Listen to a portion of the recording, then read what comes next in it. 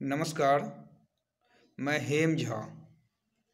दोस्तों, हमारे देश की इकोनॉमी 3 ट्रिलियन इकोनॉमी हो गई है और ये प्रचार प्रसार किया जा रहा है कि जो दुनिया का 5th largest economy of the world India has become. तो मैंने सोचा कि हालांकि शायद मैं इससे पहले भी एक बार इस वीडियो का मैंने इस लाइन का थोड़ा सा जिक्र किया था, 3 ट्रिलियन वाली।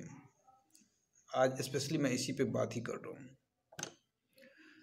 मुझे याद है कि 2014 से पहले जब मैं न्यूज देखा करता था, सुना करता था या पेपर सब में पढ़ता था, तो ये चीज़ एक प्रचार प्रसार का विषय नहीं होता था कि हमारे देश की इकोनॉमी जो है ना, जो वर्ल्ड की जो रैंक है उसमें हमारी किस रैंक पे यानी किस पोजीशन पे है, कितने नंबर पे है, टॉप टू बॉटम या बॉटम टू टॉप, ऐसा कुछ जिक्र नहीं होता था। या यूँ कहें कि होता भी होगा तो इस पर कोई इतना ध्यान नहीं जाता था। दैट मीन्स कि उस टाइम ये कोई एक इशू नहीं हुआ करता था। अगर मान लीजिए कहा आज के समय में ये पता चला है कि 2014 तक जो देश की इकोनॉमी की जो यूपीए गवर्नमेंट, तो उस टाइम वो 11वें नंबर पर था। अगर 11वें नंबर पे था, हो सकता है इसका डिबेट होता हो, बट कभी ये ऐसा नहीं लगता था कि इस पर फोकस किया जाए या इसको ध्यान से सुना जाए या समझा, या ना ही किसी ने इसको इशू बनाया था। जाहिर सी बात है, इसका मतलब ये इशू नहीं था। तो आज अगर ये 5th लार्जेस्ट इकोनॉमी हो गई है दुनिया की, तो फिर ये प्रचार जिस तरह से किया जा रहा है, इसकी क्या ज़रूरत आ पड़ी। अगर हमारे देश की इकोनॉमी वाकई में इस लेवल पे आ गई है कि इसको अब हम आम जनता के बीच में हम इस बात का भी प्रचार कर दें, तो फिर तो देखना पड़ेगा कि आखिर रियलिटी है क्या। हालांकि इसकी क्या ग्राउंड रियलिटी है, कौन से डाटा हैं, किस बेस पे कैसे किया गया है, मुझे तो नहीं पता, शायद बहुतों को नहीं पता होगा। अगर किसी इंडस्ट्रियलिस्ट का या किसी कंपनी का या बड़े उद्योग घरानों का अगर टर्नओवर अगर 1000 करोड़ से अगर लाख करोड़ में आ जाता है, तो हो सकता है वो इंडस्ट्रियलिस्ट जो एक होता है ना, एक कॉरपोरेट घराना, जो उनका एक अगर टर्नओवर बढ़ गया तो हो सकता है इकोनॉमी इतनी आ गई हो। लेकिन जब हम आम जन की बात करेंगे, देश की आम जनता की बात करेंगे, तो उसमें तो ये देखा जाएगा कि पर कैपिटा इनकम बढ़ा कि नहीं बढ़ा। और एग्रीकल्चर सेक्टर में तो खैर ऐसा मुझे तो लग नहीं रहा है कि वहाँ कोई इम्प्रूवमेंट हुआ है या उसमें कोई ऐसा इनकम सोर्स ऑफ इनकम आ गया उससे, या उससे इतनी आमदनी हो रही है लोगों को कि जीवन यापन सही से चल रहा है। वो तो सामने दिख ही रहा है, किसान आंदोलन जो हो रहा है, जो एमएसपी की मांग कर रही है। तो एग्रीकल्चर सेक्टर का तो हालत वैसे भी डे बाय डे डिटोरेटेड होते जा रहा है। अगर मैं इंडस्ट्रीज़ की बात करूँ, मैन्युफैक्चर की या सर्विस सेक्टर की या किसी भी एस्टेब्लिशमेंट की बात करूँ, तो जिसमें श्रमिक होते हैं, जो लेबर होते हैं, जो काम करते हैं, उसमें मैंने 2-3 स्टेट का मैंने जो मिनिमम वेजेज, उसमें एक मिनिमम वेजेज होता है। उससे आपको ये अनुमान लग जाएगा कि हमारे देश की जो श्रमिक, जिनकी संख्या करोड़ों में है, किसी भी इंडस्ट्रीज में ज़्यादा श्रमिक होते हैं, उसके बाद ही कोई मैनेजर या उस लेवल के लोग होते हैं। तो मैं श्रमिकों की बात करूं कि उनकी जो इनकम है, अगर उसको 3 कैटेगोराइज किया जाता है, अनस्किल्ड, सेमी स्किल्ड और स्किल्ड। अगर आज के समय हम यूपी की बात करें, तो यूपी में जो अनस्किल्ड हैं उसका 10,275 रुपया है, और सेमी स्किल्ड का 11,303 रुपया, और स्किल्ड का 12,661 रुपया। अब सपोज करिए यूपी का एक शहर है नोएडा, अगर नोएडा में अगर कोई अनस्किल्ड की अगर मैं बात, चलिए मैं स्किल्ड की बात करता हूँ, अगर 12,661 रुपया किसी श्रमिक को मिल रहा है, अगर मिल रहा है, तो यहाँ भी डॉटेड है, क्योंकि बहुत सारी कंपनियाँ इसको भी फॉलो नहीं करती हैं, वो दिखाने के लिए करती है, बट जो पे होता है वो इस पर होता भी नहीं है। चलिए हम इसको मान लेते हैं कि अगर 12,661 रुपये अगर कोई नोएडा में कोई इंसान रह रहा है, अगर वो मैरिड है और उसका और 1-2 बच्चे भी हैं, तो क्या 12,661 रुपया में 4 जनों का नोएडा जैसे शहर में जीवन यापन सही से हो सकता है? क्या आप थोड़ा इमेजिन कर रहे हैं इस चीज़ों को? मैं स्किल की बात कर रहा हूँ, और अगर वो स्किल इस लेबर लॉज को फॉलो कर रहा है, तो केवल 12,661 रुपया है। जो नवाड़ा में अगर सिंगल रूम भी कोई लेगा, अगर एक लॉज का जो सिंगल रूम है तो वहाँ भी 2,000 से 2,500 रुपये उनको रेंट देना पड़ेगा। फिर खाना, फिर दोनों टाइम का भोजन करेगा ही, कपड़ा चाहिए ही, बच्चों को पढ़ाएगा ही, जो भी है ट्रांसपोर्टेशन, ये कन्वेंस इधर उधर सब जोड़ जाड़ के कैसे वो जीवन यापन करता होगा।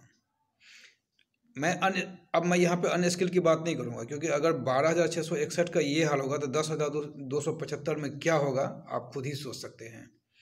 तो फिर 3 ट्रिलियन इकोनॉमी का क्या मतलब है। अब हम आते हैं दिल्ली का। दिल्ली का जो लेबर का जो अनस्किल्ड है 17,494 रुपया है, सेमी स्किल्ड का 19,229 रुपया है, और स्किल्ड का 21,215 रुपया है। यहाँ अगर हम दिल्ली की जो क्या कहते हैं लाइफ स्टाइल है या लिविंग जो स्टैंडर्ड है, और उस हिसाब से हम देखें तो अगर हम अनस्किल की 17,494 की बात करें तो बहुत ज़िंदगी जो है ना बहुत सुदृढ़ तो नहीं हो सकती है। हो सकता है जी ले वो किसी स्लम एरिया में जाकर रूम लेके किसी तरह अपना रह ले, आप सोच सकते हैं। स्किल का 21,215 है। और अगर हम क्लरिकल और सुपरवाइज़र लेवल की बात करें दिल्ली का, तो वहाँ पे जो नॉन मैट्रिक हैं उनको 19,279। अगर कोई मैट्रिक हैं बट ग्रेजुएट नहीं है, यानी कि मैट्रिक और ग्रेजुएट के बीच का है, तो उनका 21,215, और जो ग्रेजुएट और एबव जो है उसका 23,000 है। दिल्ली जैसे शहर में, चलिए मैं ग्रेजुएट की बात करता हूँ, 23,000 शहर में कोई रह लेगा?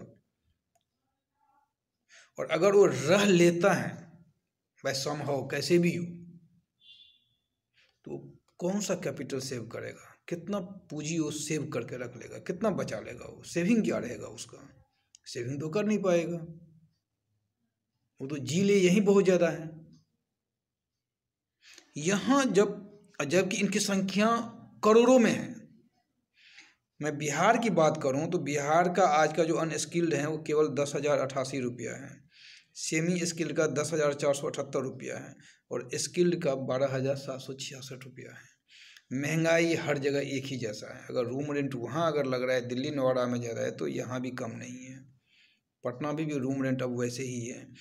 हर साग सब्जी से लेके खाने पीने की चीज़ों में सबकी जो महंगाई है वो एक ही जैसा है, 1 रुपये का फ़र्क नहीं है नोएडा दिल्ली के कंपेरेटिवली। अगर हम पटना की बात करें तो अब आप सोच सकते हैं,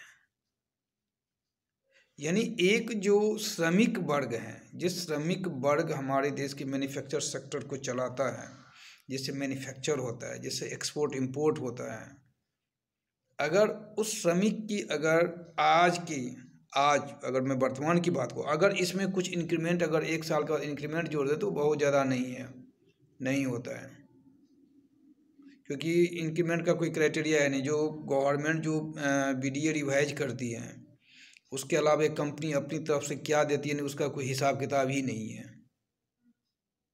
तो अगर हम कमोबेश अगर हम इसी लेवल पे बात करें, तो क्या इस लेवल में जो एक इंसान की जो एक साधारण सी भी जीने की जो एक तरीका होता है, क्या वो संभव है कि वो जी लेगा इसमें? और अगर यहाँ ये दिक्कतें आ रही है, तो फिर जो ये हम 3 ट्रिलियन इकोनॉमी की बात कर रहे हैं, और many times the central government has thumping their desk that we have become the 5th largest economy of the world. Can you believe this fact? हम कैसे भरोसा करें? और हम किस बात का, वो कहते हैं थम्पिंग डेस्क, हम क्यों किस बात का करें? किसने देखा है? जब यहाँ एक जो साधारण नागरिक हैं, जो साधारण जनता है, जो मेहनत मजदूरी करके कमा रहा है, अगर उसकी जो इनकम है, जो उसका सोर्स ऑफ इनकम है, जो एक सीमित है, एक लिमिटेड एरिया में, उसमें बहुत ज़्यादा का हाइक होता नहीं है, कमोबेश वैसा ही रहता है। और अगर थोड़ा बहुत बढ़ भी जाता है तो उससे कहीं ज़्यादा उसकी महंगाई और चीज़ें बढ़ जाती है, तो उसकी हालत वही है। तो फिर ये बड़ा मुझे लगा कि ये बड़ा विरोधाभास वाली बात है। और आज इस चीज़ को बहुत ही कि बड़ी पूरे ढंग से मतलब एक अचीवमेंट देखा जा रहा है। ऐसा लग रहा है कि मैंने एक टारगेट को अचीव कर लिया है, जैसे गवर्नमेंट ने एक टारगेट को अचीव कर लिया है। इससे पहले जो मैं 2014 से पहले अगर मैं ध्यान देता तो जीडीपी की बात होती थी। हाँ, जीडीपी कभी 7% जीडीपी की बात होती थी, कभी 7.5% जीडीपी मेरा रहा एवरेज ऑन एवरेज, जो एक क्वार्टरली जो इसका होता है या एनुअली होता था, तो जीडीपी समझ में आता था कि हमारे देश की जीडीपी इस रफ्तार से जा रही है। फिस्कल डिफिसिट भी समझ में आता था कि हमारी जो जिसको हम राजकोषीय घाटा कहते हैं कि फिस्कल डिफिसिट इस बार इतना रहा। तो ये सब वर्ड सुनने को मिलता था, लेकिन हमारी इकोनॉमी दुनिया की इकोनॉमी में हमारी कितनी नंबर पे हमारी देश की इकोनॉमी है, ये तो कभी अब मुझे इतना ध्यान है नहीं, तो मैं ये तो दावा नहीं करूँगा, इसकी चर्चा ही नहीं होती होगी, लेकिन इतना ज़रूर कहूँगा कि ये कभी मतलब ऐसा सब्जेक्ट नहीं हुआ करता था जिस पे डिबेट किया जाए, या जिस पे ये कहें कि आज मैं बहुत पिछड़ा हूँ, अब मैं बहुत आगे आ गया हूँ, मैं दुनिया का ऐसा हूँ। मतलब इस तरह का एक माहौल नहीं बनता था जो अभी बन रहा है। अब इसका भी रैलियों में या हर जगह या न्यूज़ चैनल सब पे कहीं मतलब हर जगह इसका जिक्र होने लगा है कि हमारे देश की इकोनॉमी हो गई, क्या हो गई भाई। अगर किसी एक आम जनता से जाकर पूछूं, अगर उससे आप पूछे कि भाई अपने इंडिया जो है ना, भारत दुनिया की 5वीं सबसे बड़ी अर्थव्यवस्था होगी, तो समझ ही नहीं, वो क्या समझेगा, उसको क्या फ़र्क पड़ेगा। मैं अब खुद से ही बता रहा हूँ, मैं जब हमारी लाइफ स्टाइल, हमारी जो जीवन है, तो जैसा कल था ऑलमोस्ट आज भी वैसा ही है, तो मुझे इससे क्या मतलब है। हो सकता है किसी कॉर्पोरेट का टर्नओवर बढ़ गया हो, ऑफ कोर्स यही हुआ होगा, क्योंकि अगर मैं एक तरफ ये बात कर रहा हूँ तो very same time the other hand मैं वही बात कर रहा हूँ कि 80 करोड़ लोगों को 5 किलो राशन देना पड़ रहा है इस देश की। या तो मैं ये बोल दूँ कि इस देश के 80 करोड़ लोग गरीब हैं, इसलिए राशन लेना पड़ रहा है उसको। अगर उसको ज़रूरत नहीं है तो फिर राशन क्यों ले रहा है। या तो गरीब हैं, वाकई में उसको दिक्कत है। तो जब जिस देश की 80 करोड़ लोग प्रॉब्लम में हैं, गरीब हैं, 5 किलो राशन पे डिपेंड हैं, तो फिर 5वीं अर्थव्यवस्था का क्या मतलब है। ये तो मीनिंगलेस होता है। किस बात का जिक्र हो रहा है। कुछ चीज़ें एक ऐसा कंट्रोवर्शियल लग रहा है जिस पर लगता है कि इस पर बड़ा गंभीर चिंतन करना चाहिए और डिबेट होना चाहिए इन सब चीज़ों पे। कि जब किसी का पर कैपिटा इनकम नहीं बढ़ा, जो मिनिमम वेजेज जो हमारे श्रमिक वर्ग है, मैं एग्रीकल्चर में बार बार बोलूँ, एग्रीकल्चर में तो ऐसा कुछ है ही नहीं। किसानों को तो क्या मिल रहा है नहीं मिल रहा है, कितना इनकम कर रहा है, वो सब सामने में है आपको। वो तो एमएसपी की मांग कर रहा है, क्योंकि किसानों की जो हालात होती हैं वो बहुत कुछ प्राकृतिक आपदाओं पर डिपेंड करती है। जो मौसम कैसा है, कभी बारिश कम हो गया, कभी ज़्यादा हो गया, कभी ओला गिर गया, कभी ये हो गया, तो वो एक अपना मार्केट में अपने फसलों का ना एक फिक्स रेट चाहता है, मतलब मिनिमम सपोर्ट प्राइस ऐसा चाहता है कि किसी भी कंडीशन में उतना तो हमको मिले ही कुछ फसलों पे। तो उसकी हालत आप उसी से समझ सकते हैं। लेकिन जो मंथली इनकम, जो कैश में जिनको पैसा मिलता है, अपना मेहनत किया और महीने के अगले महीने में जाकर उनको तनख्वाह मिलती है, अगर उनकी ये हालत है, मैं 3 राज्यों की बात कमोबेश ऑलमोस्ट हो सकता है साउथ का कुछ ज़्यादा हो मिनिमम वेजेज, मैंने उतना सर्च नहीं किया है। मैंने ये 3 राज्यों जो नॉर्थ बेल्ट की बात किया हूँ, जो मैंने सर्च किया है, इसमें वो कैसे कर लेगा, कैसे ज़िंदगी जी लेगा। और अगर इनकी हालत ऐसे ही है तो फिर 3 ट्रिलियन इकोनॉमी का क्या मतलब है। जो हम अगले 10 सालों में ना, तो हम दूसरे नंबर पे आ जाएंगे, तीसरे नंबर इंग्लैंड को पीछे छोड़ेंगे। इंग्लैंड को तो पीछे छोड़ चुका हूँ। और यहीं पर अगर पर कैपिटा इनकम देखें तो इंग्लैंड की एक नागरिक का और हमारे देश के एक नागरिक के बीच में ज़मीन आसमान का फ़र्क है। तो ऐसी इकोनॉमी का क्या मतलब है, और इस चीज़ को प्रचार प्रसार करने का क्या अर्थ है। इसलिए कुछ चीज़ें ऐसी हैं जिस पे जनता को ध्यान देना चाहिए, समझना चाहिए, और इस पे गंभीर बहस भी होनी चाहिए, विषय भी होनी चाहिए। ठीक है, कॉरपोरेट सेक्टर का या कुछ ऐसा टर्नओवर हुआ हो जो हमारी इकोनॉमी ऐसी एक्सपोर्ट इंपोर्ट, अब यहाँ पर एक्सपोर्ट इंपोर्ट की मैं बात कर लेता हूँ। हमारा कहा जाता है कि किसी देश के साथ हमारा एक्सपोर्ट और इंपोर्ट इतना करोड़ डॉलर का हो गया, लेकिन उसमें तो ये देखा जा रहा है ना कि हम इंपोर्ट कितना कर रहे हैं, हम एक्सपोर्ट कितना कर रहे हैं। अगर हम ज़्यादा इंपोर्ट कर रहे हैं और कम एक्सपोर्ट कर रहे हैं तो फिर क्या हुआ है। और इन दोनों के बीच में बहुत डिफरेंसेज होता है। अगर आप चाइना से देखें तो हमारा टर्नओवर इतना हो गया है, लेकिन उसमें जब आप इंपोर्ट और एक्सपोर्ट को अलग अलग देखोगे तो पता चलेगा कि ज़्यादातर तो सामान मंगा ही रहे हैं। चाइना तो हमसे केवल रॉ मटेरियल लेता है और हमारे ही रॉ मटेरियल का सामान बना के हम ही को भेज देता है, एक्सपोर्ट कर देता है। और ऐसे बहुत सारी आपको लगेगा कि जो पैरेलल नहीं है, केवल एक्सपोर्ट कहा जाता है कि फलाने हमारे उस देश के साथ, अमेरिका के साथ एक्सपोर्ट इंपोर्ट आजकल इतना डॉलर का हो गया, लेकिन उसमें ये देखना है ना कि हम कितना एक्सपोर्ट कर रहे हैं। तो बहुत सारी चीज़ें ऐसी इकोनॉमिक्स में मतलब होती है, जो अर्थव्यवस्था में होती हैं, जो आम जन की पहुंच से बाहर की होती है। बस एक होता है प्रचार प्रसार के लिए हमने कुछ ऐसे डायलॉग सामने रख दिए, कुछ एक एजेंडा ऐसा सेट कर दिया, बस हो गया पब्लिक हम पाँचवीं अर्थव्यवस्था। अब पब्लिक ये थोड़े जानने जा रहा है ये पाँचवीं अर्थव्यवस्था होता क्या है। भाई हमारी लाइफ तो वैसी की वैसी है, हमारी लाइफ स्टाइल में तो कोई परिवर्तन आया नहीं, हम तो कल भी वैसे ही जी रहे थे, आज भी वैसे ही जी रहे ऑलमोस्ट। तो फिर हमें क्या मतलब इन चीज़ों से, लेकिन इसको प्रचार प्रसार किया जा रहा है। इसलिए थोड़ा सबको जागरूक होना पड़ेगा, समझना पड़ेगा। मैं किसी को ये नहीं कह रहा हूँ कि गवर्नमेंट की अपनी चीज़ें हैं, वो अपना अगर कर रहे हैं प्रचार प्रसार, लेकिन जनता को तो जागरूक होना पड़ेगा ना।